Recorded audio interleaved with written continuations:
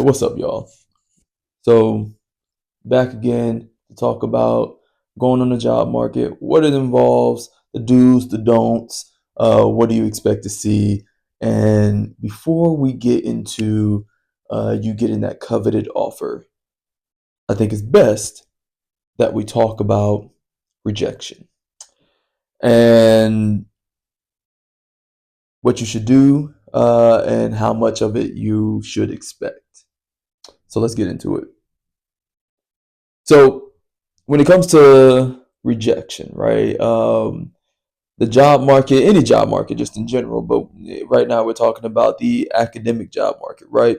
So, when it comes to the academic job market, the, the rejection is high, right? The amount of um, of rejections you get is going to be quite high, and it can be quite discouraging. But don't get discouraged because it can be very subjective, and it's kind of the roll of a dice, right? And that's why I told you to apply to a lot, because a lot of these times that you don't get past the first round is because they were looking for certain buzzwords. They don't tell you what those buzzwords are, but they're looking for certain buzzwords in your application, in your CV, and they put it through a machine, and and then once it spits back out the ones that they want to see, right?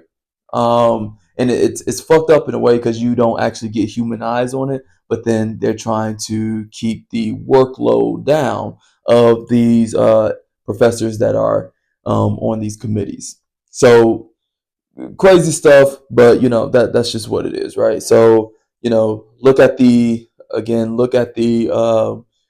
job posting, making sure that you have certain buzzwords in your application to make it to the next round. Because it's not a human eye; it's a probably AI eye looking at what you're we're looking at your actual application. So keep that in mind, right? And I know for me, out of the 58, 59 applications I put in, I actually received a rejection from, I want to say 20, 28, 23, 28. That's about like 30, 37, 38% or something like that, right? So it's a certain, I and what's crazy is, like I said before, I only got in-person interviews from like 7%. I only got rejections from 30 something percent, 38 percent of the applications I actually put in. The other ones never heard back from again. So just keep in mind that you might not hear back from any of them. Don't get discouraged.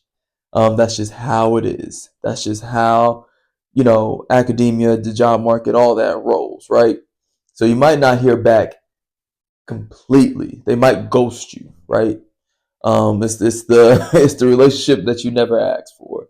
Um, so it's a little wild in that case. And also, even when you do get, say, the the Zoom interview or the in-person interview, the committee is not allowed to tell you anything. So I found this out on the job market. So the committee isn't actually allowed to tell you what's going on in the process.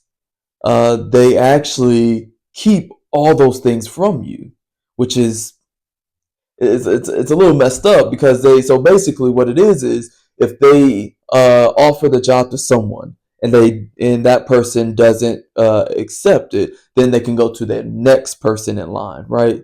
But and then so and throughout the whole process, so you basically don't know anything. You don't hear back. You don't know anything unless you make it one to the next round, or two, you get the job offer. It's a listen, it's a messed up process. You can at least get a rejection of some sort, but I've gotten multiple that I went on in persons. I never heard from again. It's not that I had a bad interview. They all were pretty good, but I never heard from those people again. So keep that in mind, man. Don't get discouraged. Don't let that deter you from the places that want you, because you want to be in a place where you're wanted. You want to be in a place where you're valued. You want to be in a place where you feel like you can thrive. Okay, and where you feel like you fit, and that's the big thing, the best fit, right? So don't be discouraged about it. It's okay, right? At the end of the day, failure happens. We all, as scientists, we all deal with failure. It's a part of the gig, man. So this is not this isn't even you know a a detour or a go off the it's not anything different from what we experience. Okay, so don't be discouraged. you know, it, Continue to move forward, because there's going to be a place, like, if you do your due diligence, there's going to be a place that wants you there, and you'll be happy that you made the decision to go there. Okay? So rejection happens. You're not going to hear from all of the places that you applied to, and also you're not going to know why. You're not going to know why. You can try to ask. Um, you can maybe get an answer. I know one of them I got an answer from, but it was an in person that I went to, and it was actually a wild answer. They told me that I was not they're they were conservative in their hiring, but I wasn't experienced enough. Even though I was like, then why bring me in if you knew what my CV was? But you know what? We're not even going to go there. We're not going to go there. We're not going to go there. So they won't tell you, right? Most of the time, they won't tell you. They won't let you know why.